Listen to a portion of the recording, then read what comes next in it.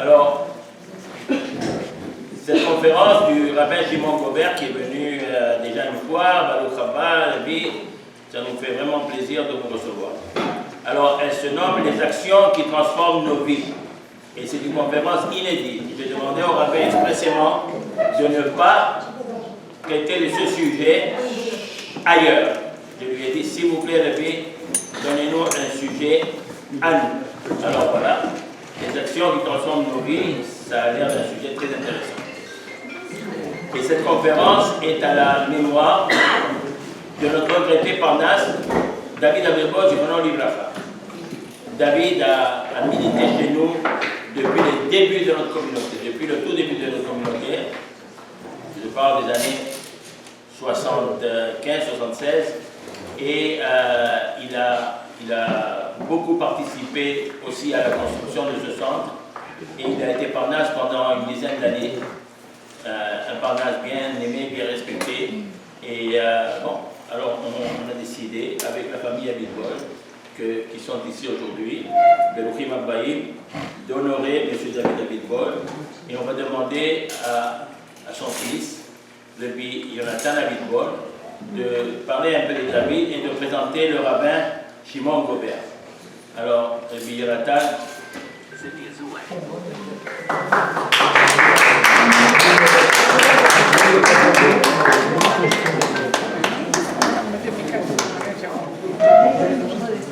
merci beaucoup. J'ai envie de revenir à la synagogue. C'est une synagogue dans laquelle, je peux vous dire, je connais les vices dans les murs de cette synagogue, depuis mon père Shalom Itala. Bien sûr, la majorité des gens le connaissent, mais juste faire une petite récapitulation rapide sur la vie. C'est très dur de faire une vie en quelques mots, mais une personne dans laquelle, pour moi, nous a montré que dans toute sa vie, et spécifiquement quand il était ici, et quand ils ont commencé, c'est que la synagogue c'était la première chose. Les soirs de réunion et le temps de venir voir les gens qui faisaient les fondations, les gens qui faisaient la construction, chaque fois il y avait quelque chose, c'était on va à la synagogue, on va aller vous voir, ce contracteur, ce architecte. Tout ça c'était ça ce qu'ils voulaient toujours.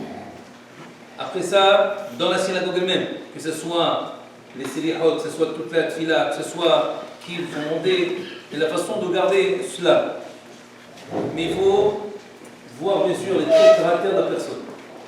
Une personne dans laquelle qui est capable de subir tout un kahal et de ne pas lever la voix, ne pas changer d'être de comment il est, avec un calme, avec une façon de, si tu veux, se taire quand il y a des difficultés.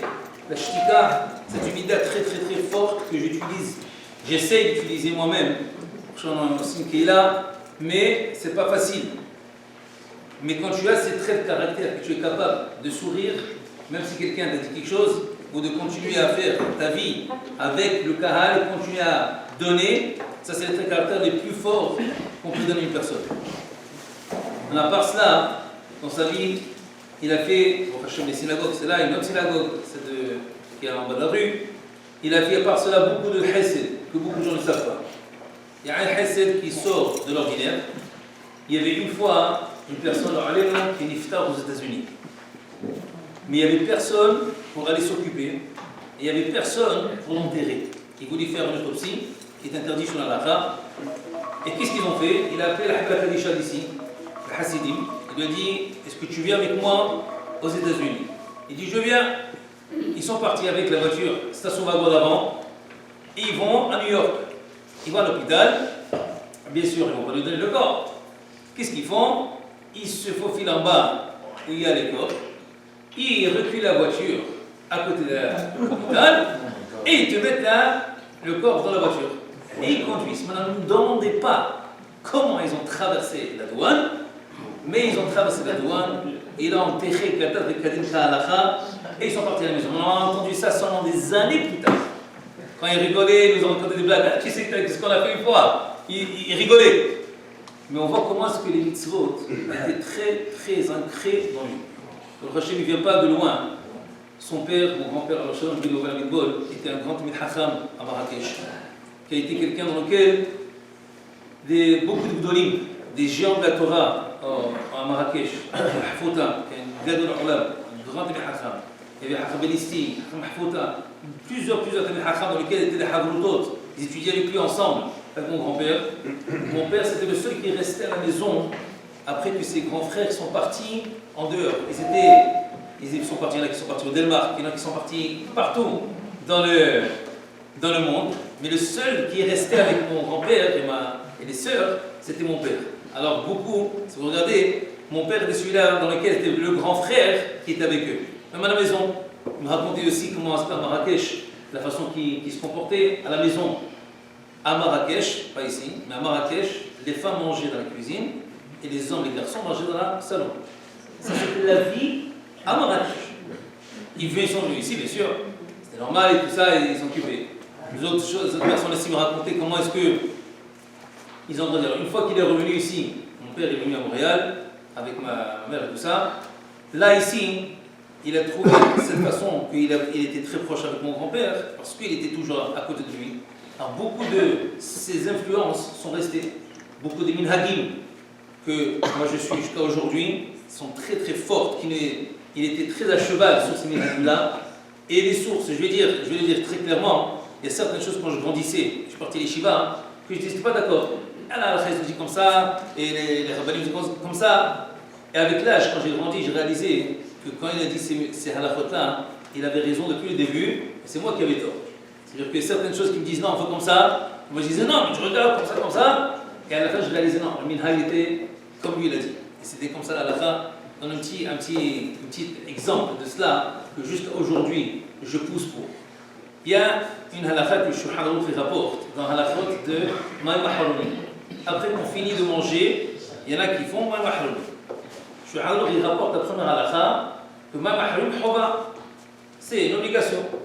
Mais le dernier Saïf Yud Malal dit Yesh Omrib les shoot. Il y en a qui disent c'est pas obligatoire.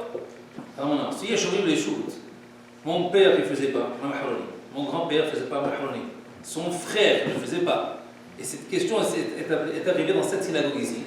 Puis il y avait une fois que l'oncle de mon père, il est venu, et il y avait un événement. Et on lui a donné ma maharoni, il a dit non, on ne fait pas. Depuis quand est-ce qu'on fait? Alors, on ne faisait pas ça maintenant. Cette halakha-là, si vous regardez bien, j'ai discuté même avec un grand Hacham du Maroc qui habite aujourd'hui au Maroc, il s'appelle Hacham Bidbol. Il me dit, qu'est-ce que c'est ça, pourquoi vous ne faites pas Maharouni? J'ai dit d'abord mon père il ne le faisait pas, ça c'est son minhag.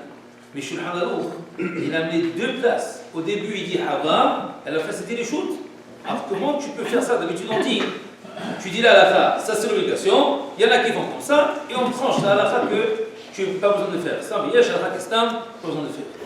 Alors, il y a certains minhagim comme ça qui ont une base halakhique, et qui étaient à cheval de le faire comme ça. Et qu'il y a une base halakhique, pourquoi on ne devrait pas le faire? C'est ça le minhag. C'est quelqu'un a un minhag autre, comme ça on fait. Et je vous raconte une histoire qui est arrivée ce Shabbat. Ce Shabbat, dans la synagogue, à Saint-Luc, il y a un minhag que, à Boïkala, on se lève. Et quand on fait Boïkala, il y en a, qu'est-ce qu'ils font? Ils se retournent, ils font face à l'est. Alors maintenant, il y en a qui se tournent. Ce minhag-là, il est rapporté dans le Shara Kavanot du Arizal. Le Arizal dit si tu veux faire cette halakha-là, il faut que tu te lèves depuis le début de Mizmor et David Avo Hashem Ben Elim jusqu'à la fin de Hashem Alach Godavesh. Ça veut dire que tout le long, depuis Mizmor et David, avec les Chadodi, avec tout debout tourné. Ça c'est la halakha. C'est le Shara Kavanot. Mais toute autre façon de faire, si tu te retournes seulement pour Boïkala, alors techniquement tu ne fais pas le Arizal. Tu n'es pas en train d'accomplir cela. Alors il y en a qui vont dire oui, nous on se lève juste pour Boïkala. Mais ce minhag-là, moi, mon père, jamais s'est tourné. Jamais. Dans tous les synagogues, il ne s'est jamais tourné. Alors moi je vais comme ça. Alors qu'est-ce qui arrive maintenant? Moi je suis au milieu, toute la synagogue regarde, tout le monde se tourne, et le rabbin ne se tourne pas. Alors il se demande une question, qu'est-ce qui se passe? Qu'est-ce qu'on fait? Alors j'ai donné un shiur, ce Shabbat, j'ai donné l'année dernière, moi j'ai donné, mais ce Shabbat j'ai donné un shiur sur ça. Je leur ai dit, vous faites comme vous voulez. Mais il faut juste que je vous explique la source d'où ça vient. Si c'est le Shara Kavanot qui dit comme ça, alors il faut faire depuis le début. Sinon, il y a un minhagim, je ne suis pas obligé de faire. Alors, on voit que même si mon père n'est pas là, il y a des choses dans lesquelles on vit tous les jours comme lui. Ah, il était très à cheval. Allez au Maroc, il a à la maison, il avait les salons arabes, il se croyait toujours là-bas. Le point il est qu'il a laissé quelque chose dans lequel il ne veut pas lâcher. Minhad Avot, ce que les anciens, nos grands-parents, les parents, ils ont fait, il ne faut pas lâcher. Il y a toujours, la majorité des choses qu'on fait, ils ont des bases. Ils ont une chose dans laquelle on doit suivre. Et ils ont guidé un chemin pour nous, pour qu'on puisse le faire d'une façon de base. Je ne parle pas des choses qui, c'est seulement comme ça en l'air qu'on les a fait, ou que notre famille, ou nous-mêmes on l'a fait. Ça, on parle des choses qui ont des bases halakhiques même, des choses dans lesquelles Hacham ils ont apporté, ils ont continué cela. C'est important de réaliser qu'on est nous obligés de faire des choses et de suivre, de trouver des raisonnements pourquoi ils ont fait comme ça. S'il y a des bases halakhiques, bien sûr, de continuer et de suivre ce délai-là. Alors, je le vois tous les jours, même qu'il n'est pas là. Alors je mon père, mais tous les jours on le suit. Même dans le halakha que le jour du matin, on donne des shiurim, même là-bas, il faisait comme ça, il faisait comme ça. Et ça sort de lui-même. C'est pas comme s'il a fait exprès de le faire, mais ça sort de lui-même. Alors, j'aimerais avec ça introduire le Rav Shimon Gobert, que je connais de longue date. Le Hashem, plusieurs années, que je le vois bien à Montréal souvent. Je le vois dans tous les réseaux, dans plusieurs places. Avec beaucoup de rabbanim et beaucoup de jeunes. Baruch Hashem, les jeunes ils sont très très très contents, ils sont ravis de la voir parce qu'ils donnent une énergie très positive. Même chez nous, la synagogue est venue début de la semaine, il y avait beaucoup de gens qui sont venus et c'est des choses qui pénètrent le cœur. Alors, sans plus tarder, je me remercie pour votre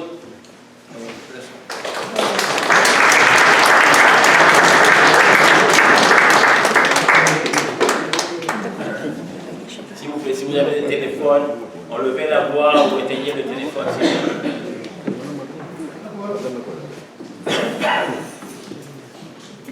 Alors bonjour à toutes et à tous, Baruch Hashem, c'est un grand plaisir pour moi d'être à nouveau ici.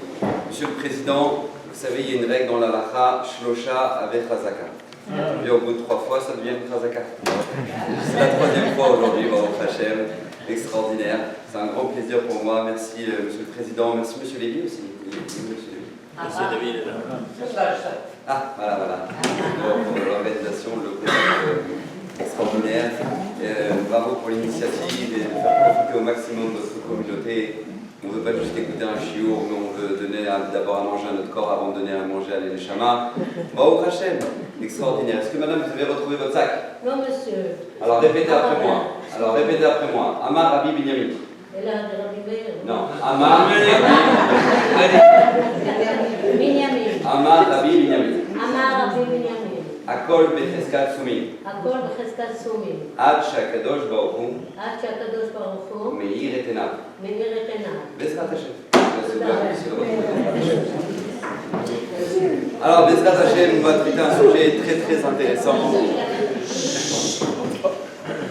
Merci de donner de la parole à votre communauté, Baruch Hashem, et on va se commencer la conférence, comme apprécié Monsieur le Président. C'est important de traiter un sujet que je n'ai pas traité encore cette semaine et cette conférence-là me tient vraiment à cœur. Vraiment, me tient vraiment à cœur. Vous savez pourquoi? Parce que c'est un sujet vraiment d'actualité. Donc on a tous grandement besoin au quotidien. Alors vous savez, il y avait un grand rab qui s'appelait le Chidouché Harim, un des grands admorim qu'on a pu connaître dans la Chassidut. Le Chidouché Harim, une fois il y a un chassid qui est venu le voir. Et il lui a dit, Mori Verabi, je vous dis la vérité. J'ai pas envie de vous mentir. S'il vous plaît. S'il vous plaît.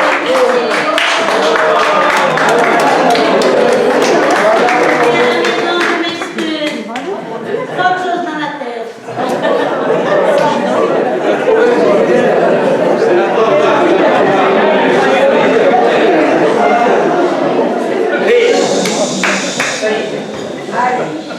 Alors, madame, c'est pas de moi, hein, c'est la Gemara.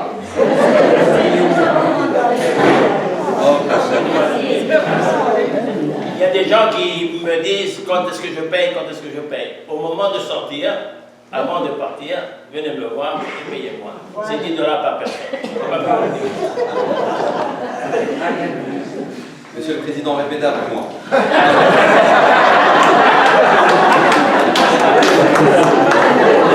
Alors, c'est parti.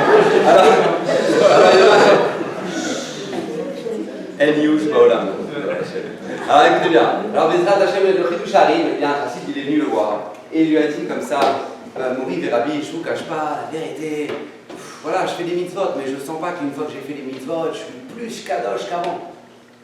Pourtant, il y a un problème. Donc, quand on regarde la bracha, on doit dire Baruch Ata Hashem Elokeinu, Birshut Harav, bien évidemment. Birshut Harav, merci beaucoup de votre présence et Baruch Hashem, que ce soit les Nishmat de votre papa, Bezrat Hashem. Amen. Et donc il lui dit voilà, je me sens pas plus kadosh, pourtant quand on fait une bracha, on dit Asher qui des shalom et mitzvotav, et tzivanu, qui nous sanctifie par ses mitzvot. Oui, c'est la bracha qu'on récite avant de faire une mitzvah. Les aniar tfilin, ou les tatev betitit, ou avant d'allumer les bougies de Shabbat. On dit Asher qui des shalom et mitzvotav, tu nous as sanctifié par tes mitzvot. Il dit, je vous dis la vérité, Rav, je mets mon talit, je sens pas que je m'envole. Je m'y mets tfilin, c'est pas que je sens que waouh. Je sais pas, vous sentez, quand tu allumes les bougies, tu sens que waouh. Alors il y en a que oui, au prochain, c'est différent, hein. Mais en général, les gens ils font la mitzvah, ils n'ont pas senti qu'il s'est passé quelque chose. Alors le Chiddush Harim, à ce moment-là, il dit quelque chose d'incroyable, c'est bien. Il lui dit, sache que tu le veuilles ou non, même si tu ne le ressens pas, tu es plus kadosh après la mitzvah qu'avant la mitzvah. Et je vais te le prouver. Parce que si ce n'était pas le cas, nos sages n'auraient pas eu le droit d'instaurer les brachot, les bénédictions. Parce que si tu es le même après la mitzvah qu'avant la mitzvah, alors ta mitzvah, elle est ce qu'on appelle bracha levatala, c'est une bracha en vain. Parce que tu as dit Asher qui t'échanou, mais tu n'es pas plus kadosh qu'avant. Donc si nos chachamim, ils ont instauré une bracha Asher qui t'échanou, même si tu ne le ressens pas, que tu le veuilles ou non, tu es plus kadosh après la mitzvah qu'avant. Et ça, c'est une règle qui est fondamentale. D'ailleurs, une fois, il y a un bachor comme ça à Bnei Brak. Il y avait un bachor, il avait quitté le chemin de la Torah. Et comme il avait quitté le chemin de la Torah, bon, il cherchait un petit boulot, etc. Et il voit une annonce dans le journal. Il voit une annonce qui dit Rosh Yeshiva cherche un sadran. C'est quoi un sadran? C'est quelqu'un qui arrange, qui fait en sorte qu'il y a toujours le nombre d'assiettes qu'il faut, qu'ils ont fait les commandes pour le lait. Bref, quelqu'un qui arrange tous les besoins de la yeshiva. Et il dit je suis bon là-dedans, donc là, je me lance. Et donc, du coup, qu'est-ce qui se passe? Il contacte le Rosh Yeshiva. Le Rosh Yeshiva lui dit pas de problème, venez dans mon bureau. Et puis le Rosh Yeshiva, il a tout de suite cerné à qui il a affaire. Un garçon qui a quitté le chemin de la Torah. Bon. Et lui dit bah, il y a là, on peut partir, on y va, on fait un mois de test, et puis ça va, on verra. Et il commence à travailler, il travaille très bien. Il travaille très bien. Donc lui, le Rosh Yeshiva, enchanté. Franchement, il dit c'est bon, t'es pris, c'est génial, tu travailles bien. Et puis un jour, le Rosh Yeshiva, il arrive, et puis il lui dit à ce garçon, là, David, et puis dis-moi, David, t'as mis tes tefilines ce matin? Alors le garçon, il dit non, je n'ai pas mis mes tefilines. Tu veux les mettre? Il dit non, non, ok. Le Rosh Yeshiva, il ne force pas. Très bien. Maintenant, un mois plus tard, il vient le voir, il dit David, t'as mis tes tefilines ce matin? Il dit regardez, Rav, on va la faire courte.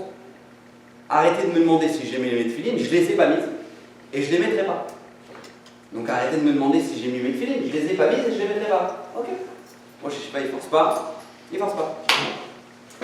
On passe la fête de Pessah.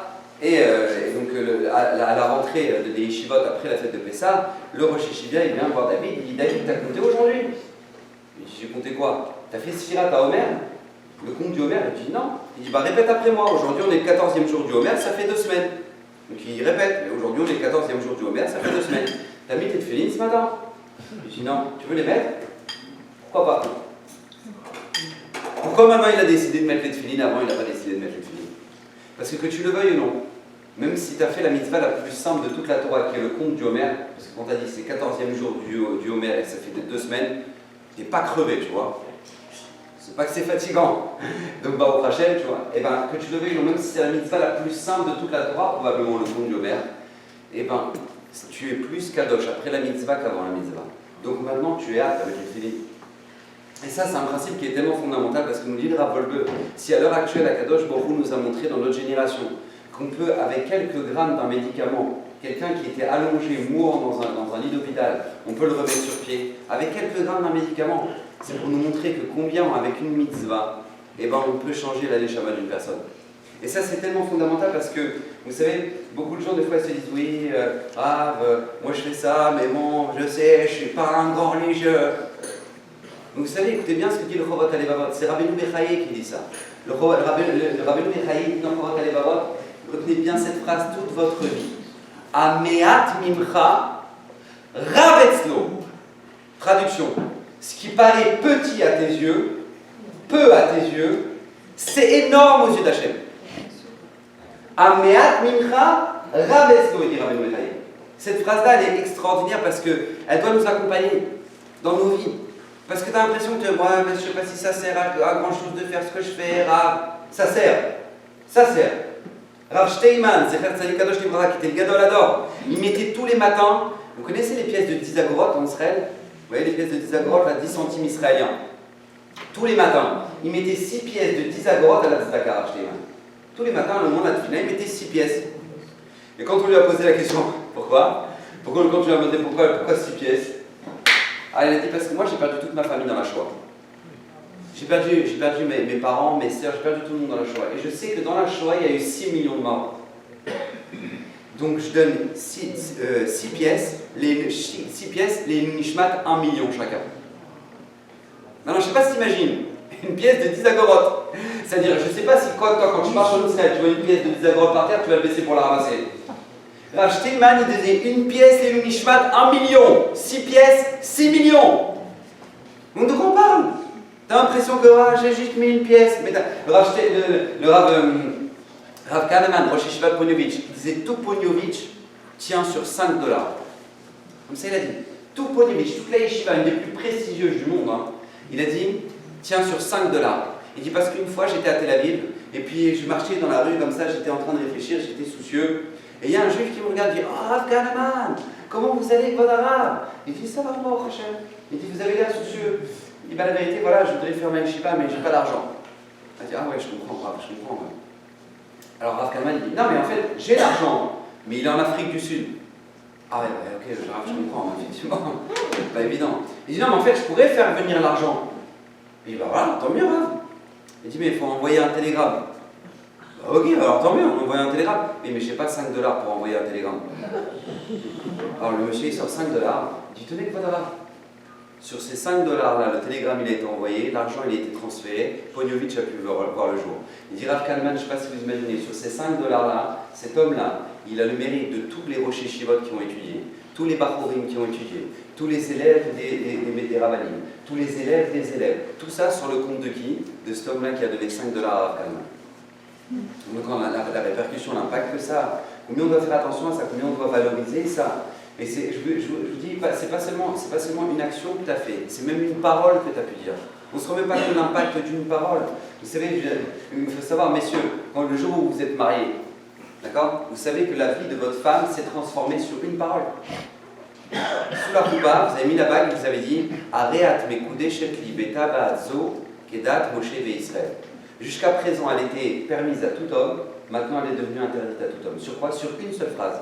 Areat mekudeh shekli beta ba'azo kedat Moshe ve'Israël. Sur une phrase, on a changé le destin d'une femme. On découvre l'impact d'une phrase. Une seule phrase. La Gemara dit t'as un mouton. T'as deux choix. Ou t'en fais un shawarma, ou t'en fais un korban. Sur quoi ça va jouer? Une personne a dit Are zo ola. 3 mots. Hein. Are zo ola. Ce mouton maintenant il est ola. S'il l'utilise à des fins personnelles, maintenant a dit la Gemara, il transgresse l'un des interdits les plus graves de la Torah qui s'appelle Me'ila. Vous vous rendez compte? Sur 3 mots, il a dit Are zo ola. Maintenant tu n'as plus le droit de faire un shawarma avec. Pourquoi? Parce que c'est un korban. C'est un korban. Quelqu'un il a prié vendredi après-midi Shabbat, il a déjà fait mincha. Il a envie de faire rentrer Shabbat plus tôt. C'est une mitzvah de la Torah de faire rentrer Shabbat plus tôt. Ça s'appelle Tosefet Shabbat. D'ailleurs, c'est une grande source de bracha, Tosefet Shabbat. Je vous le dis, pour ceux qui veulent qui cherchent une bonne ségoula, une bonne vraie ségoula, faites Tosefet Shabbat, faites rentrer Shabbat un peu plus tôt, 10 minutes plus tôt, un quart d'heure plus tôt. C'est la rabbinite Kanievski, elle disait ça à toutes les femmes qui venaient la voir, qui avaient des problèmes, elle disait faites Tosefet Shabbat. Parce que Shabbat, c'est Mekor à bracha, c'est la base de toute la bracha. Donc quand tu fais déborder la bracha sur la semaine, au Hachem, donc faites rentrer Shabbat plus tôt. Donc lui, il décide de faire rentrer Shabbat avant l'heure de l'allumage. Il dit maintenant, je fais rentrer Shabbat. Qu'est-ce qu'il dit? Il dit aujourd'hui, je prends sur moi, là maintenant, je prends sur moi la Gdusha du Shabbat.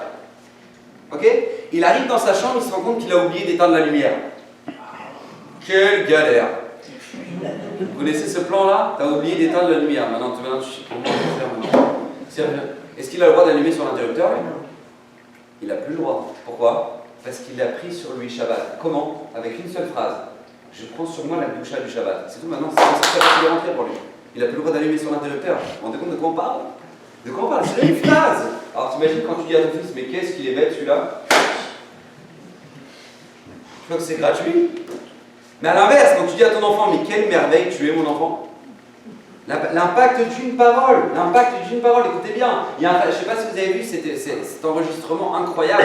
Il y a un khayal qui, pendant la guerre, il a été touché. Son tank, il a été touché par une roquette à Gaza.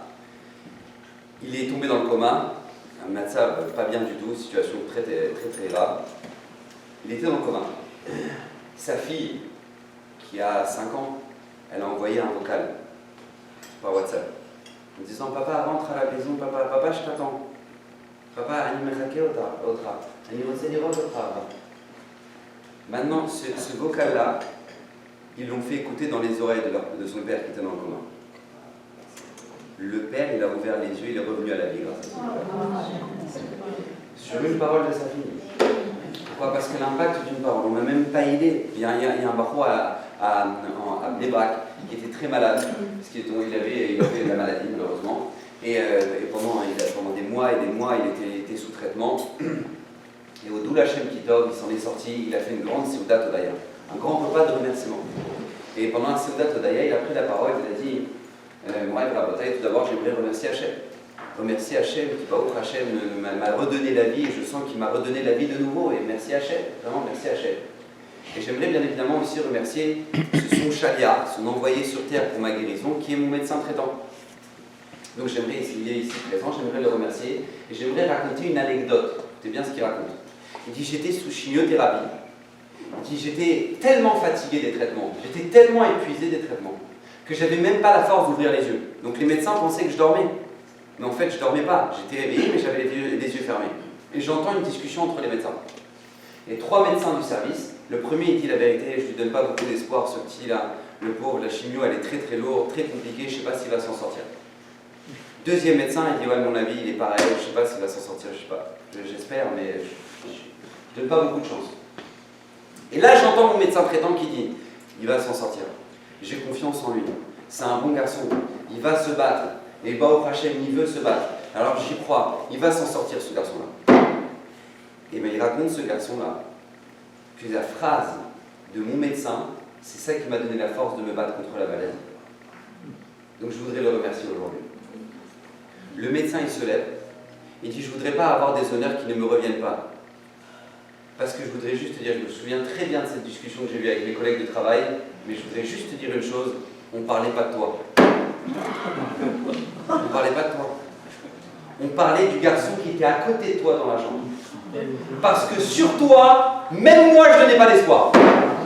C'est le médecin. Il dit, mais je suis heureux d'avoir appris que Baruch Hashem, j'étais le chayar pour pouvoir te renforcer. Et Baruch Hashem, c'est tellement extraordinaire parce qu'encore une fois, avec quoi? Avec une phrase, qu'est-ce qu'on a pu faire? Avec une phrase, tu as pu changer la vie d'une personne. Alors, vous imaginez un peu ce que c'est qu'une tfila? Je ne parle même pas d'une parole là. Une tfila, une prière que tu peux faire.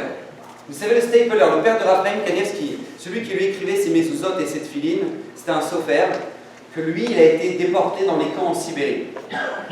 Quand il est arrivé là-bas dans les camps sibériens, écoutez bien, cette histoire, elle est incroyable.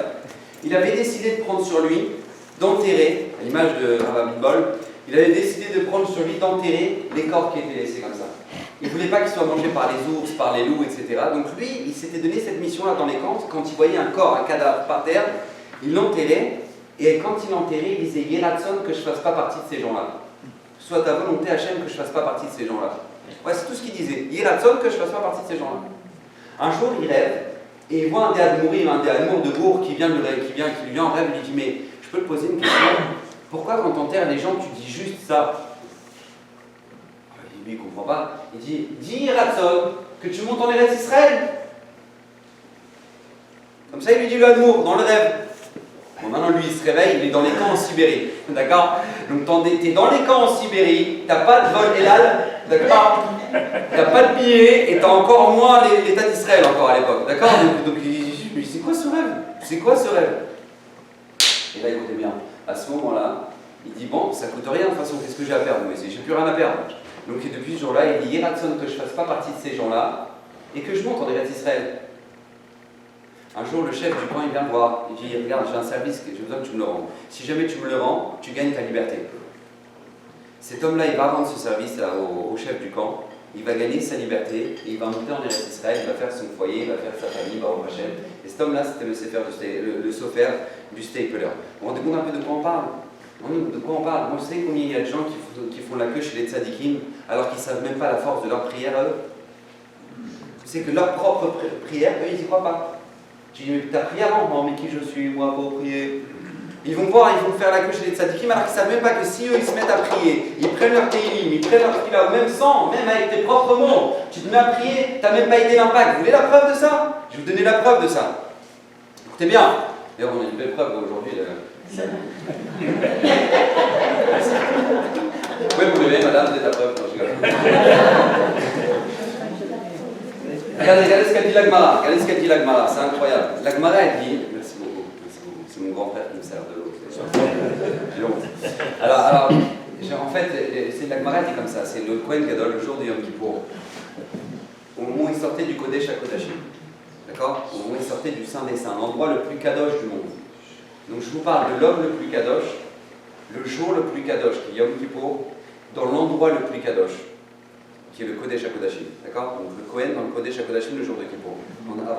Avant de quitter, il faisait une prière.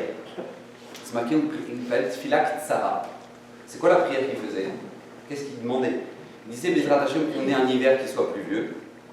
Deuxième chose qu'il demandait, c'était que la royauté ne quitte pas le royaume de David. Et la troisième chose qu'il demandait, vous savez ce que c'était? Hachem, s'il te plaît, n'écoute pas les prières des gens qui sont en chemin. Comme ça disait le Kohen Gadol. Hachem n'écoute pas les prières des gens qui sont en chemin. Pourquoi? Parce que si les gens maintenant, je sais pas moi, t'as l'agriculteur, maintenant il a toute sa marchandise, d'accord? Il a toute sa récolte dans la charrette. Il commence à avoir un gros nuage qui annonce la pluie. Lui il va dire, non Hachem, pas maintenant.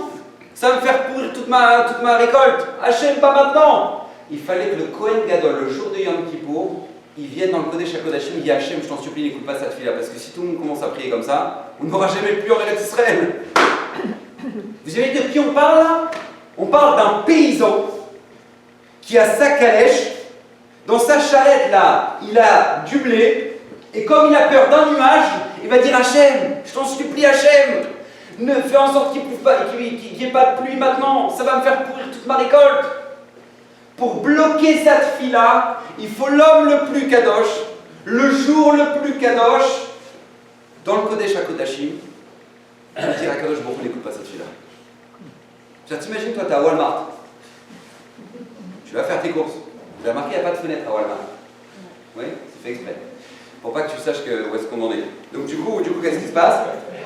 Tu vas faire tes courses à Walmart. Tu sors, et là, à ce moment-là, tu vois, c'est le déluge. Et comme par hasard, tu n'as jamais de place de parking, je saute à 100 mètres. Et là, tu dis Hachem, je viens de faire mon brushing. Je vais pas faire ça, Hachem, je t'en supplie, juste le temps que je rentre à la maison. T'arrêtes la pluie, juste le temps que je rentre à la maison. Il faut le Kohen Gadol, l'homme le plus kadosh, dans le Kodesh HaKodashim, le jour de Kippour, pour dire Hachem, n'écoute pas la fila de Sarah qui sort de Walmart. Sinon, on n'aura pas de pluie en hiver. Vous vous rendez compte de quoi on parle? La plupart des gens, ils ne savent même pas l'impact de leur propre fila. Une fois, j'étais à Montréal, ici, il y avait un monsieur, je donnais une conférence, un monsieur qui était devant moi, il pleurait. Il pleurait. Maintenant, moi, je ne sais pas pourquoi il pleurait. Je le voyais, il n'était pas bien, enfin, il était triste, quoi. Il paraissait triste. Et donc bon, je me dis peut-être j'ai dit quelque chose qu'il fallait pas. Bon. Et donc là, à la fin de la conférence, il vient me voir. Il me dit, vous savez, Rav, je vais vous raconter mon histoire. Il me dit, moi, j'étais au stade terminal d'une leucémie. D'accord? Chez Miratel. Stade terminal d'une leucémie. Les médecins sont rentrés dans ma chambre d'hôpital. Ils m'ont annoncé, on a fait tout ce qu'on pouvait. En gros, c'est annoncé proprement, c'est le début de la fin. On a fait tout ce qu'on pouvait. Plus que ça, on ne peut pas. Il a dit donc ça veut dire que, à part la morphine, on ne pourra pas. Il dit ok, il entend ça. Il est seul dans sa chambre, il me raconte, il me dit c'est marqué dans la Gemara dans Shabbat que quand Moshe Rabbeinu est monté en haut du Har Sinaï, il a reçu des cadeaux des anges. C'est marqué dans Tehillim, Alit ala Marom, Kibal Tamatanot, tu es monté dans le ciel et tu as reçu des cadeaux. C'est qui? On parle de Moshe Rabbeinu, qui a reçu des cadeaux des anges. L'ange de la mort, il a donné un cadeau à Moshe Rabbeinu. Vous savez c'est quoi? C'est le secret des Ktoret, des encens.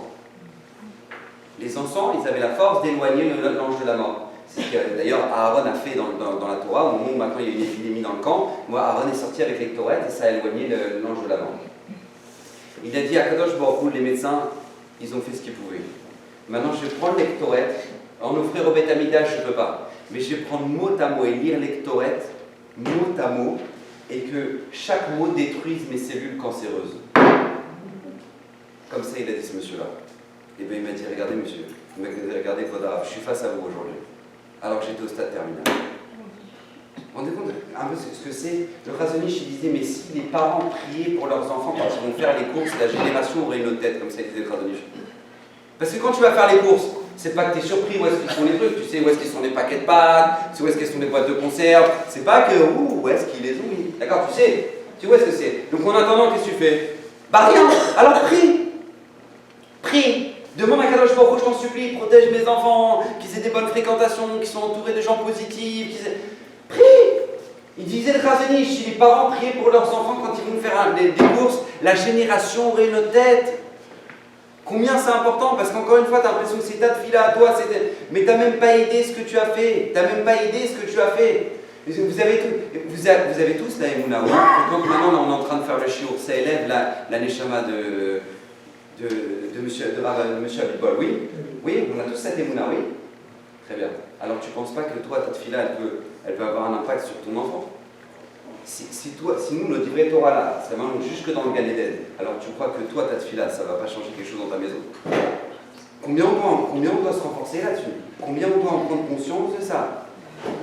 Et peu importe l'acte que tu demandes de faire. Écoutez bien, il y a un Khayal avant de rentrer à Gaza, avant le 7 octobre, quand il s'est passé le 7 octobre, il a été appelé pour aller à Gaza. Il appelle son Rav. Il dira, je vais rentrer à Gaza, j'ai peur de ce qui va se passer là-bas. Je vous demande juste une chose là. Je voudrais prendre sur moi une mitzvah qui me protégera. Qu'est-ce que vous me conseillez? Mais il dira, je vous dis la vérité, rajouter sur ce que je fais déjà, je ne peux pas. Parce que déjà, je ne sais même pas ce que je vais pouvoir faire à Gaza. Mais au moins, j'aimerais me renforcer dans un domaine et je ne sais pas lequel. Le rabbi, qu'est-ce que tu vas pouvoir faire là-bas? Il dit, je pense prier, j'aurai le temps de prier. Le rabbi dit, ok. Alors écoute-moi bien.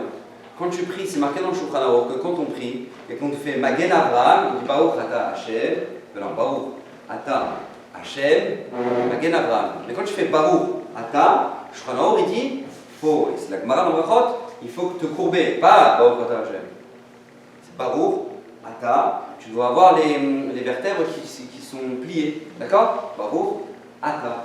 Modim, pareil, Modim. Alors je te demande juste une chose, quand tu te courbes bien, comme ça il a dit. Tu veux prendre sur toi quelque chose, quand tu fais bien, tu fais Nathan le Shulchan, tu te courbes bien. Il a pris sur lui de faire ça, ce Khayal. Il arrive à Gaza, ils sont dans une maison là-bas, dans un appartement, il décide de faire la Sahamida dans un coin, il fait Modim, il se une balle qui passe dans le cou. En fait, il était visé par un sniper palestinien. Et parce qu'au moment où il a fait Modim, il s'est penché, il a évité la balle.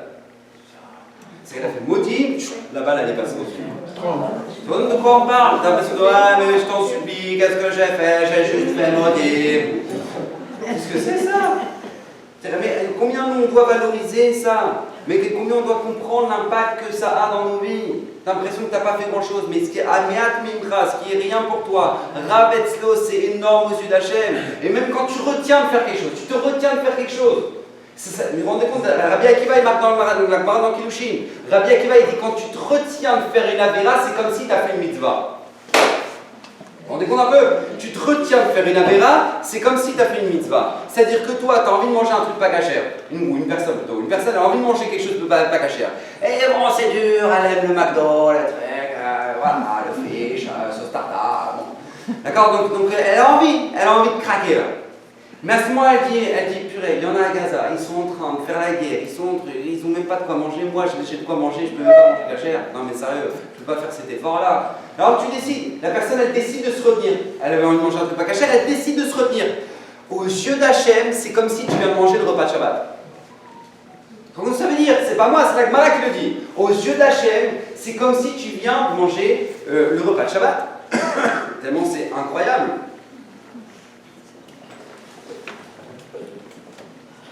T'as une personne, t'as une copine qui t'appelle. Elle est prête à te raconter un gros lachonara. Un bon gros lachonara. Et toi tu dis, regarde, je suis désolé, là attends 2 secondes, on se rappelle. Parce que t'as pas envie d'écouter. Au moment où tu te retiens d'écouter un lachonara, mais tout le monde n'a pas que c'est comme si maintenant tu as fait une mitzvah, tu as fait une bracha. C'est du même niveau. Et encore, c'est encore plus grand encore. Parce que faire une bracha, c'est midera banane. Mais se retenir d'écouter du lachonara, c'est doraïta. Combien on doit valoriser ça? Combien on doit faire attention à ça? Parce qu'encore une fois, l'impact est énorme. Ravdon Segal, écoutez bien ce qu'il a raconté, Ravdon Segal. Il y avait un Bachour, il marchait à Tel Aviv. Un Bachour Yeshiva, c'était un Américain. Il devait refaire son passeport. Donc à l'ambassade américaine, à l'époque, elle était à Tel Aviv. Donc maintenant, il voulait y aller. Et donc, il marchait dans la rue de Tel Aviv. Et en fait, il tourne la tête, il voit une photo d'une femme qui a oublié de s'habiller. Bon. Donc lui, au moment où il tourne la tête pour voir ça, direct, il tourne la tête pour ne pas regarder. Quand direct, il tourne la tête pour ne pas regarder. Il y a un garçon derrière lui, Chiloni, de Tel Aviv, connaît rien à la Torah. Il le voit faire ça. Il le voit, au moment où il tourne la tête, il fait comme ça. Lui, ce garçon, il se dit, attends, je sais pas compris. Qu'est-ce qui peut être plus fort que la tentation que de regarder ça? Il y a quelque chose qui est plus fort qui a fait que lui, il n'a pas regardé ça. D'où c'est ça? Ce garçon-là, il ne le connaissait même pas, ce parcours. Il a commencé à se renseigner. Il a commencé à écouter des cours d'Internet. Il a commencé à savoir c'est quoi la Torah. Parce qu'il voyait que c'était un religieux. Il a commencé à apprendre. Il a commencé à faire tchouva. Il a fini par Yeshiva, ce garçon-là. Et pas par Yeshiva, il a fini Rosh Yeshiva. Maintenant, imaginez-vous, ce garçon-là, cet Américain-là, lui, il va arriver après 120 ans dans le Lamaba. On va lui dire, regarde, on te ramène ton salaire. Et on va lui ramener des milliers d'anges. Il dit, mais c'est quoi ça? Il dit, parce que tu étais Rosh Yeshiva. Je dis, non, ah non, mais vous êtes planté. Je n'étais pas Rosh Yeshiva. Ah non, pas du tout, j'ai pas dit, moi ça me plaît, hein, mais je n'étais pas Rosh Yeshiva, quoi. Mais dis, attends, c'est pas fini, c'est tous les élèves. On lui ramène toutes les mitzvot de tous ses élèves, et tous les élèves des élèves, et de ses enfants. Et je dis, mais moi, j'ai jamais fait ça. Jamais été Rosh Yeshiva, j'ai jamais eu d'élèves. Il dit, si, parce qu'une fois, tu marchais à Tel Aviv, tu as tourné la tête, et le garçon qui t'a vu derrière toi, il a appris de toi ce qu'il fallait faire. Et bien, ce garçon-là, il a fait le chouva, il est devenu Rosh Yeshiva, et c'est tout le salaire de toutes ces mitzvot que toi aussi tu prends. Non, c'est un truc que tu t'es retenu de faire. C'est que tu t'es retenu de faire. Écoutez bien, il y avait le rédacteur en chef du journal Détroit Free Press, d'accord, qui est le journal le plus lu dans la région de Détroit. Maintenant, lui, quand le 7 octobre a commencé, il a réuni tous les journalistes, il a dit, regardez, je vous avertis, il n'est pas juif, hein, il n'est pas juif. Il a dit, je vous avertis, il n'y a personne qui fait aucun article contre Israël. Je vous interdis de dire du mal d'Israël. Voilà, c'est la ligne de conduite, c'est moi le rédacteur en chef, il n'y a personne qui parle de mal d'Israël.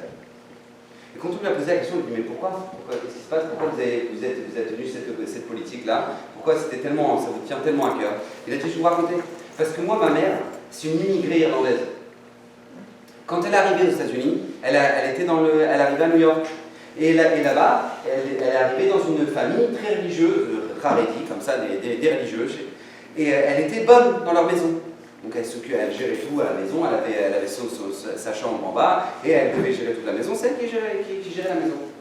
Maintenant, quand elle venait d'arriver, peut-être un mois plus tard, la famille annonce, regardez, on va partir pour une dizaine de jours en Israël, parce qu'on va faire une fête qui s'appelle Hanouka. Donc on vous laisse la maison, donc la dame, la bonne en question, elle a dit, ok, pas de problème. Le père de famille, il prend $500 et il lui donne. Il dit, si vous avez besoin de quoi que ce soit, je vous donne $500, comme ça vous avez de la monnaie avec vous, et comme ça... Alors elle n'avait jamais reçu $500 de sa vie. Immigrée irlandaise, truc, bon, elle reçoit d'un coup $500, et il dit, voilà, si vous avez besoin de quoi que ce soit, vous avez besoin pendant qu'on n'est pas là, au moins vous avez de quoi. Ah, merci beaucoup, merci beaucoup. Eux, ils partent. Elle se dit, ils sont tellement gentils ces gens-là, je vais les faire kiffer. Maintenant, lui, ce père de famille-là, c'était le président de la communauté.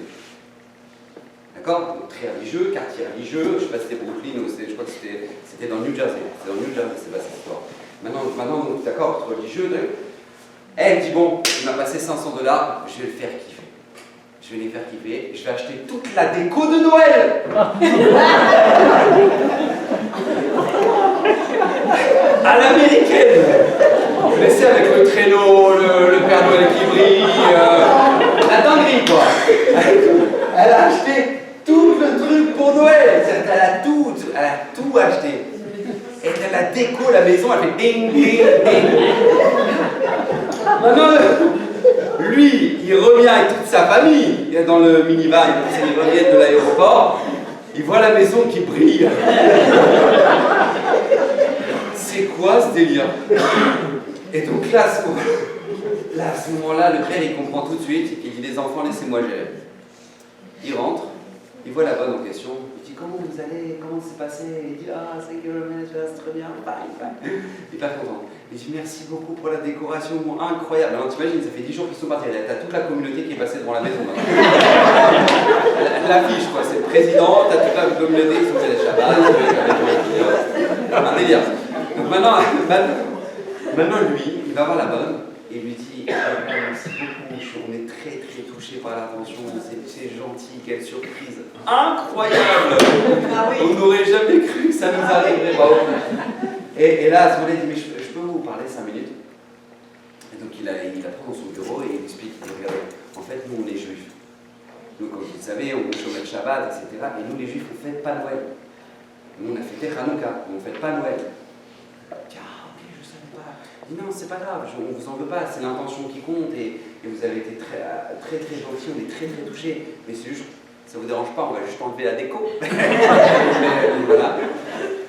Et ils ont enlevé toute la décoration. Mais cette femme-là, après, cette bonne-là, à force d'être chez eux, et d'année en année, quand elle a compris qu'à Pessah, on cherche des miettes par terre, elle a compris que c'est une famille spéciale. Donc du coup, qu'est-ce qui s'est passé? Avec le temps, elle a commencé à apprendre la religion juive. Et en fait, plus elle avançait dans le temps, plus elle comprenait en fait l'aberration qu'elle avait faite. Et en fait, elle s'est dit, mais c'est incroyable, ils auraient pu me jeter, j'étais une immigrée irlandaise en 2 secondes, me dire, mais vous êtes folle, mais on n'a jamais demandé que vous fassiez ça, dégagez. Combien là qui manquent de respect à leur bonne chez eux à la maison? Et lui, avec le respect, la retenue, et bien cette femme-là, elle a fait grandir ses enfants avec l'admiration des Juifs. Et un de ses enfants, il va devenir le rédacteur en chef du Détroit Free Press. Et il raconte, il dit, moi j'ai grandi avec l'admiration et le respect que les Juifs nous font. Alors il n'y aura rien de marqué de mal contre Israël dans mon journal. On ne demande pas. Et la retenue que tu as eue, tu voulais t'énerver, tu voulais péter un câble, tu as retenu, tu t'es retenu. Les répercussions de ça, qu'elle mérite, c'est ça. Combien c'est fondamental, parce qu'encore une fois, on peut tous tomber dans le piège, et qui est le piège du Satan, le piège du Yetzirah, qui veut quoi? Qui va absolument nous faire croire que de toute façon ce que tu fais ça sert à rien, et de toute façon qui tu es, toi tu es quelqu'un de tellement grand maintenant pour pouvoir le faire, arrête de croire. Mais tu sais même pas combien tu peux sauver la vie, tu sais même pas combien avec une petite action. Il y a une association extraordinaire qui s'appelle en Israël Yedidim. Vous connaissez cette association? Vous avez déjà entendu parler? C'est incroyable, cette association elle est folle. C'est une association qui s'appelle Yedidim. Maintenant c'est quoi? C'est des gens bénévoles. Tu les appelles à n'importe quelle heure de la journée. Et en fait, ils viennent t'aider avec ta voiture. Tu es en galère sur le périph', tu es en galère sur l'autoroute, ils te changent ton pneu, ils te changent ton truc, ils viennent et ils t'aident là où tu es. Tu peux les appeler n'importe où. C'est incroyable. L'association de Chesed, j'ai jamais vu ça. Maintenant, écoutez bien, il y a une voiture qui est tombée en panne. Lui, il était en galère sur l'autoroute, il ne savait pas quoi faire. Il appelle quelqu'un de sa famille, il dit, tu sais comment je peux m'aider? Il dit, appelle Yedidim. Genre réflexe, appelle Yedidim. Il dit, mais c'est quoi Yedidim? Bah c'est eux, ils viennent venir t'aider. Donc lui maintenant, il vient de. Donc lui, il est dans la voiture. Il appelle Yedidim, il est avec sa femme, ses enfants, la voiture elle a arrêté, il n'avait plus d'essence. En fait, il n'avait plus d'essence. Donc il y a un mec de Yedidim qui arrive, il voit un tracide avec les payeuses qui arrivent comme ça. Je dis ok, d'accord, ok. Donc maintenant, eux, c'est une famille des kibbutzim. Une famille des kibbutzim de la Shomer HaTzaïr. C'est-à-dire, vous connaissez les kibbutzim de la Shomer HaTzaïr? C'est-à-dire qu'à Pessah, ils mangent du pain, à Kippour, ils mangent du porc. D'accord? C'est un peu le délire. D'accord? C'est la Shomer HaTzaïr. Donc du coup, maintenant, lui, tu as compris, tu as un religieux qui vient l'aider, c'est marqué sur son pare-choc, il y avait l'autocollant, Dros Koldos. C'est ce que ça veut dire? Écrase ton religieux. C'est comme ça sur la voiture, l'autocollant Dros Koldos. Donc là, tu as un religieux qui arrive, qui vient, qui dit voilà, j'ai plus d'essence, il dit pas de problème, chez lui, il va chercher l'essence, il revient, il lui met. Et il commence à sympathiser. Il commence à. Des affinités, il commence à garder le numéro chacun l'un de l'autre. Et il appelle une fois par semaine, il dit comment ça va, comment tu vas, Trick, il commence à échanger. Et à ce moment-là, qu'est-ce qui se passe? Écoutez bien cette histoire. Il appelle son rab, il dit, donc, le chassid en question, il pose la question à son rab, il dit voilà, j'aimerais bien l'inviter une fois un Shabbat, quand est-ce que vous me conseillez? Donc c'était juste avant Sukkot. Alors il dit regarde, je te dis la vérité, son rab lui dit regarde, je te dis la vérité, si tu l'invites à Sukkot, à Bnei Brak, je sais pas si ça va le faire quoi. C'est-à-dire la soukha qui est dans la rue, le truc, je sais pas si l'ambiance il va kiffer. Invite-le pour Simchat Torah. Invite-le pour Simchat Torah. C'est sympa, c'est l'ambiance, c'est à la maison, ce truc, c'est sympa, donc c'est Shabbat, en même temps c'est Simchat Torah, donc invite-le, Shabbat Simchat Torah. Ah ok, Shabbat Simchat Torah, donc il invite, il dit regarde, tu veux venir avec ta femme, tes enfants et tout, viens Simchat Torah, ah ok, très bien, et tout, ils sont invités, première fois de leur vie qu'ils arrivent dans une famille religieuse, ils arrivent à Shabbat Simchat Torah, et c'était le 7 octobre. Maintenant lui, ils habitent dans un kibbutz de où?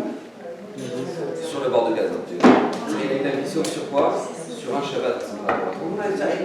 Avec quoi? Tu as ramené de l'essence. Tu rends un peu l'impact que ça a. Tu as l'impression que tu n'as pas fait grand-chose, tu as l'impression que qu'est-ce que tu as pu aider. Mais tu n'as même pas aidé ce que tu as pu aider. Le Harizal, écoutez bien ce qu'il dit. Il a dit à son élève Raphaël Vital, il a dit les petites mitzvot qu'on fait dans notre génération valent des grandes mitzvot de l'époque des Tanaïm.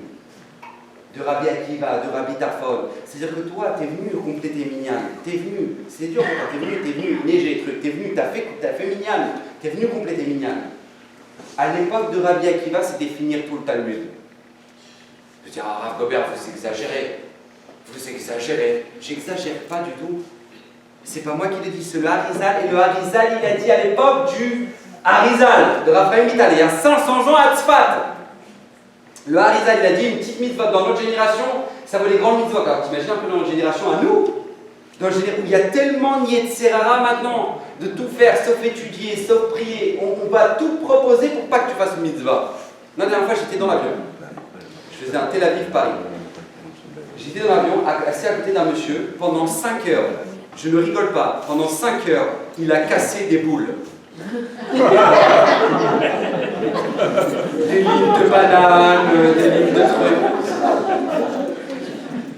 C'est pas possible, il va faire ça pendant 5 heures. Oui, pendant 5 heures, des lignes de boules, de bananes, de trucs. Je me suis demandé combien il est de ça, il est fort. Mais combien il est fort? Pourquoi? Parce que combien il veut nous prendre notre temps?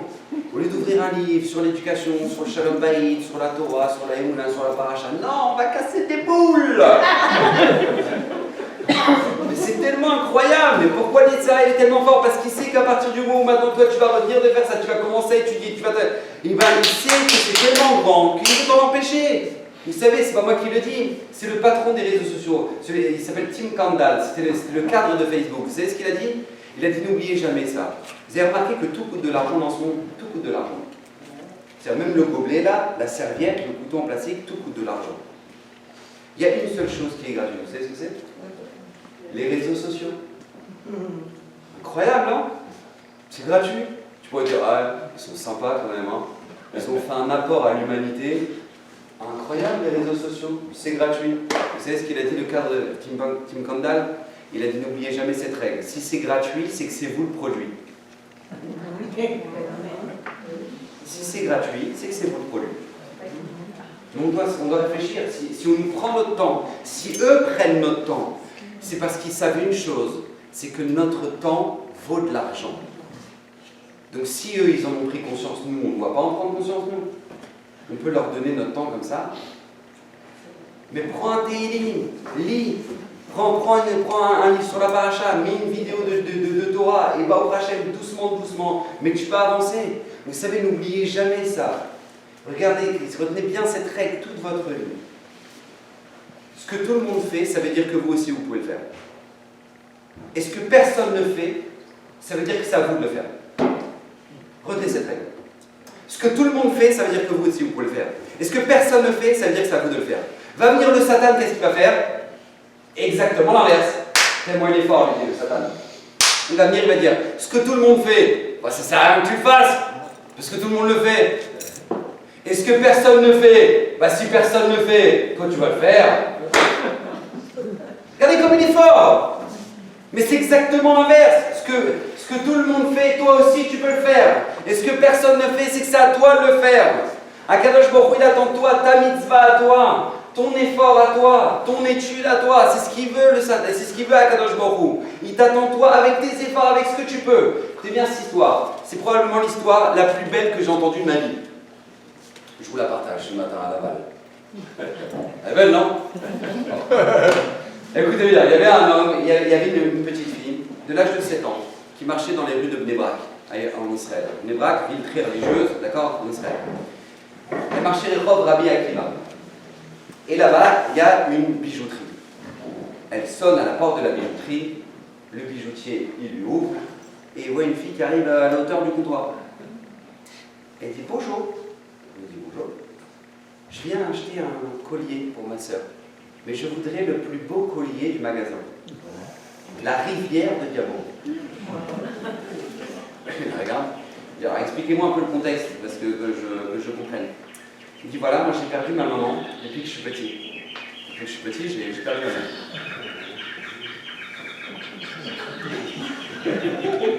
C'est quoi ce? C'est le sac perdu. On aurait pu le retrouver sans la sueur.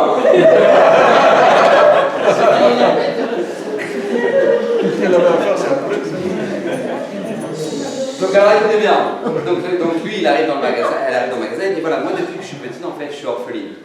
J'ai perdu ma mère dès que j'étais toute petite, j'avais même pas 3 ans, j'ai perdu ma maman.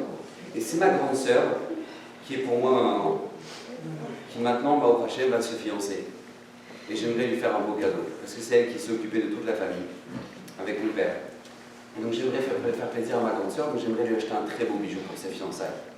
Donc c'est pour ça que je viens acheter le plus beau bijou que vous avez dans votre bijouterie. Il dit ok, vous avez combien? Elle sort son portefeuille. 1, 2, 3. Elle sort 21 shekels. 21 shekels. Donc elle met les 21 shekels sur le comptoir. Je me suis dit, je comprends, pas de problème, je vais vous présenter. Donc il lui montre un magnifique collier en argent, splendide. Est-ce que cela vous va? C'est magnifique, ça me va très bien. Vous pouvez l'emballer, c'est pour un cadeau. Très bien. Il l'emballe, il fait un cadeau, et elle lui dit, je m'excuse, mais ma grande sœur, elle m'a toujours dit qu'on rend la monnaie. Vous n'avez pas rendu la monnaie. Alors lui dit non, mais parce que c'est pile le prix. Donc vous inquiétez pas, c'est pile le prix. Il n'y a pas de. Ah, très bien, merci. Donc lui maintenant, il dit par contre, je vous demande juste une chose. Vous rentrez directement chez vous. Vous n'arrêtez pas par la gmina. Vous n'arrêtez pas au parc pour enfants. Parce que là, ce que vous avez, ça vaut beaucoup. Donc rentrez chez vous directement. Ah, ok. Elle rentre chez elle directement. Le surlendemain, tu as la grande sœur qui arrive avec le cadeau. Elle dit écoutez, je suis désolé, en fait, il y a dû avoir un malentendu. En fait, j'ai ma petite sœur qui m'a offert ce cadeau-là pour mes fiançailles, mais je crois qu'elle s'est plantée. Et il dit pourquoi vous dites ça, madame, qu'elle s'est plantée? Non, parce qu'en fait, moi, je gère son argent de poche à ma petite sœur, et je sais combien elle gagne, et je ne crois pas qu'elle a pu s'acheter ça. Donc je ne sais pas si en fait elle l'a trouvé au parc, quelqu'un qui l'a perdu, peut-être quelqu'un qui l'a perdu, qui ne sait pas où est-ce que c'est. Donc peut-être vous allez vous rappeler qui a acheté ça et pour lui rendre, parce que je suis un peu gêné. Il dit ah non. Ah, c'est votre petite sœur qui l'a acheté? Non, mais c'est pas possible que ma petite sœur ait pu acheter ça, elle n'a pas l'argent. Si, elle a l'argent. Il dit, mais avec quel argent? Elle l'a acheté avec son cœur. Elle l'a acheté avec son cœur. Une histoire vraie qui s'est passée en Israël. La fille touchée, elle repart avec son collier. Mais pourquoi je vous dis ça? Parce qu'en fait, cette histoire, c'est exactement ce qui se passe avec Hachem. Quand Hachem, tu fais ton effort, à ton niveau, là où tu es, ce qu'Akadosh Baruch Hu attend, c'est que tu le fasses. C'est que tu le fasses. Ah, t'as mis des bonnes intentions, t'as fait un truc. Et ben, Baruch Hachem, avec le cœur, tu l'as acheté. Avec le cœur, et Akadosh Baruch Hu, c'est ce qu'il veut. C'est tellement précieux ça. Écoutez bien, cette histoire, elle s'est passée à l'époque du Harizal. À l'époque du Harizal, à Tzfat, il y a 500 ans. Il y avait un très grand darshan, il y avait un rab là-bas dans la Kehila, dans une des synagogues de Tzfat, qui explique, c'était au moment de la période de la destruction du Beth Amikdash, de la destruction du temple. Donc il explique dans notre calendrier, c'est la période de la destruction du temple. Donc tout simplement, vous savez, Hachem n'a plus de maison, donc il y avait le lechem apanim, il y avait les pains, les 12 pains qu'il y avait au Beth Amikdash, il explique chaque détail, etc. Et lui, il y avait un juif qui était là comme ça, mais bon, un simplet quoi. Il s'y ne connaissait pas trop dans la halakha, dans la Torah, etc. Donc lui, qu'est-ce qui se passe? Il entend ça, il entend cette histoire-là, que Hachem, il a plus de maison, qu'il allait la destruction, ça il savait, mais qu'il y avait des pains au Beth Amikdash et qu'Hachem, il avait les 12 pains, il ne savait pas. Mais il n'a pas compris que les 12 pains, c'est les Kohanim qui les mangeaient, etc. Lui, il s'est juste dit, ah, Hachem, il n'a plus de quoi manger. Il s'est dit, Hachem, il n'a plus de quoi manger. Donc il a dit, il rentre chez lui, il dit à sa femme, regarde, Shabbat prochain, on fait des chalotes pour Hachem. Parce qu'Hachem, il n'a plus de quoi manger. Alors sa femme, elle dit, ah ok, très bien, on va faire des chalotes pour Hachem. Donc il commence vendredi à faire 2 belles chalotes pour Hachem. Lui, il les prend, il va dans la synagogue vendredi après-midi quand il n'y a personne, il ouvre le Echal du Sefer Torah, il met les 2 chalotes et il referme. Et il dit, Hachem, bon appétit. Bon. Il repart, entre-temps, tu as le shamash de la synagogue qui vient pour régler le Sefer Torah sur la paracha, il ouvre, il voit les chalotes. Il voit les chalotes, mais c'est quoi ce délire? Comment c'est possible les chalotes dans le Echal du Sefer Torah? On n'a pas le droit, salariquement, on n'a pas le droit parce que de peur qu'il y ait des souris qui viennent, qui mangent et qui a manger le parchemin du Sefer Torah. Bref, donc du coup, il dit c'est quoi ça? Donc il enlève les chalotes. Lui, ce juif-là, le lendemain matin, il arrive pour la lecture de la Torah, ils ouvrent le Echal, il n'y a plus les chalotes. Il est comme un fou. Il dit Hachem, il a mangé mes chalotes. Donc il va voir sa femme. Et il dit ah, ma chérie, regarde, Hachem, il a mangé nos chalotes. Donc il est hyper content et tout. Et le lendemain, la semaine après, il refait les chalotes. Et tac, il remet les chalotes vendredi après-midi dans le Echal. Le gaba, il vient, il rouvre. Il dit mais c'est qui les chalotes? Il enlève les chalotes. Le Shabbat matin, il revient. Waouh, Hachem, il a mangé les chalotes. Il est comme un fou. Et maintenant, la 3e semaine, il dit attends, c'est quoi le délire là? Donc lui, il va commencer, le gaba, il va en parler au Rav. Il dit Rav, il y a quelqu'un qui met des chalotes dans les Echal. Alors le Rav, il dit bon, tu sais quoi, je vais préparer mon shiur vendredi après-midi dans la synagogue. Les Hachem, je prépare mon shiur dans la Beth Knesset et je verrai qui va faire. Donc le Rav, dans son coin, il prépare son shiur. Et là, il voit le juif qui rentre pour mettre les chalotes. Il voit, il ouvre les chal, il met les chalotes, il referme, et il repart. Et là, à ce moment-là, je m'excuse, je suis désolé, c'est ma femme qui m'appelle. Et ma femme, c'est toute ma vie, je suis obligé de répondre parce qu'elle est en Israël toute seule. Alors, excusez-moi. Allô? Allô? Je suis en pleine conférence. Je peux te rappeler? Ok. Je suis obligé. Ça fait apporter de l'espoir encore. Si. Voilà. Je suis obligé. D'accord? Elle gère tout toute seule. Donc... Sinon, il n'y aura pas de chalotes à chaque fois. Et donc, du coup, qu'est-ce qui se passe? À ce moment-là, c'est bien cette histoire-là, incroyable. À ce moment-là, le Rav, il lui dit, mais il dit, waouh, mais qu'est-ce que tu fais? Je dis, mais c'est vous avez expliqué qu'Hachem, il n'a plus de Beth Amikdash, il n'y a plus des pains, donc moi je ramène des pains à Hachem. Et le Rav, il dit, mais t'es sérieux, moi? Je crois qu'Hachem, il mange des pains. Et je vous assure, Rav, il mange toutes les semaines. Je mets pas du tout, il mange pas des chalotes, c'est le gabaï qui les enlève. Tu crois quoi? Il voit ça dans le. Tu crois qu'il fait. Et lui maintenant il est brisé. Intérieurement il est brisé. Il dit quoi, Hachem il mange pas de chalotes? Mais il est pas du tout, c'est le gabaï qui les enlève. Tu crois qu'Hachem mange des chalotes? Hachem mange pas de chalotes, même le Beth Amikdash, c'était les Kohanim qui mangeaient des chalotes. Ah ok. Il rentre chez lui, brisé, déçu comme pas possible. Le Harizal, il appelle son shamash, son bedeau. Il lui dit, va m'appeler le Rav. Va m'appeler le Rav dans la Beth Knesset. Le shamash, il va chercher le Rav. Il dit, le Harizal, il t'appelle. Il vient voir le Harizal. Le Harizal, il dit, tu fais quoi là maintenant? Il dit, Rav, je suis en train de préparer le shiur de Shabbat. Ok. Le Harizal, il dit, regarde, prépare-le bien, parce que c'est le dernier de ta vie. Motsé Shabbat, tu es mort. Tout ça, il dit. Je dis, mais Rav, qu'est-ce que j'ai fait moi? Qu'est-ce que j'ai fait? Le Harizal lui dit, sache que dans le ciel, depuis la destruction du Beth Amikdash, jamais Akadosh Baruch Hu a eu autant de satisfaction que ce cadeau que lui faisait ce juif.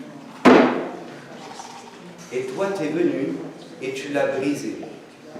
À cause de ça, Motsé Shabbat, tu vas mourir. Et Motsé Shabbat, il est niftar. On te compare.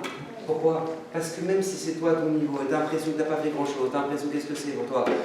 T'as aidé, t'as répondu présent, t'es venu au Minyan, il y a de la neige, il fait froid, tu galères, t'as fait ta Messirut Nefesh, t'as même pas aidé ce que ça veut dire. Tu as fait ton effort dans ta Torah, tu as fait ton effort, tu as pris les Tehillim, tu as fait ton effort, tu as écouté un shiur Torah au lieu d'écouter je sais pas quoi, tu as fait ton effort à toi, et ben Baruch Hashem, tu n'as même pas idée l'impact que ça a. Vous savez, si quelqu'un il part de Tel Aviv, direction Montréal, mais le pilote il décale d'1 degré à gauche, pas de 2, pas de 3, d'un seul degré à gauche, vous savez où est-ce qu'il arrive? Il arrive à New York, il n'arrive pas à Montréal. Pour nous apprendre une grande règle dans la vie. Quand toi tu fais ton effort, tu changes ton degré à toi dans ta vie, avec une mitzvah en plus, avec une étude en plus, tu n'as même pas idée l'impact que ça a. Je peux vous donner un exemple. Moi et mon frère, on étudie tous les dimanches. On étudie de la Gemara. On fait une page de Gemara par semaine. Combien de traités on a fini, Baruch Hashem? On a fini Maseret Betza, on a fini Maseret Ta'anit, on a fini Maseret Makot, on est dans Maseret Brachot. On aurait pu croire ça. Que quoi qu'avec une page par mois, une page par semaine, on finisse autant de traités du Talmud. Pourquoi? Parce qu'encore une fois, des fois, tu n'as pas l'impression que tu as fait grand-chose, tu as l'impression que tu as fait juste un décalage. Mais tu n'as même pas idée où est-ce que ça t'amène après. Où est-ce que ce degré-là, il va transformer ta vie. Vous savez, n'oubliez jamais cette règle-là. La porte, elle est plus petite que la maison. Et la serrure, elle est plus petite que la porte. Et la clé, elle est plus petite que la serrure. Mais sans la clé, tu n'ouvres pas la maison. C'est exactement la même chose dans la vie. Tu as l'impression que tu as fait ta mitzvah, tu as l'impression que tu as fait quoi? Tu as fait ta bracha. J'ai pris sur moi de faire une bracha avant de manger, faire une bracha avant de boire de l'eau. Quand je sors des toilettes, je fais Asheriatza. Tu as l'impression, qu'est-ce que tu as fait? Qu'est-ce que j'ai fait? Mais tu ne sais même pas ce que tu as fait. Tu sais même pas, tu ne te rends même pas compte. Parce que nous dit le Chovot Alevavot, Me'at Mincha, ce qui est bon pour toi, Rav Etzlo, c'est énorme aux yeux d'Akadosh Baruch Hu. C'est énorme. Regardez la force qu'on a, nous, le Ham Israël, de transformer un petit déjeuner en un moment de Torah extraordinaire.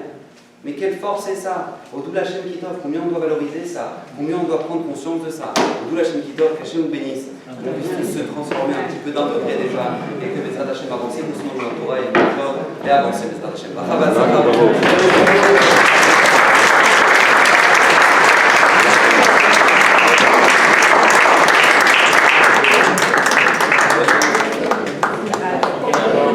Le Rav, il est prêt à prendre des questions. Pas trop, mais on a, disons, peut-être une vingtaine de minutes. Le Rav est prêt à prendre des questions si vous avez. Alors, est-ce qu'il y a des... Il n'y a pas de questions? Tout est clair.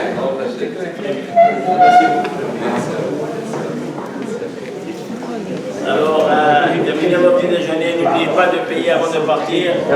Et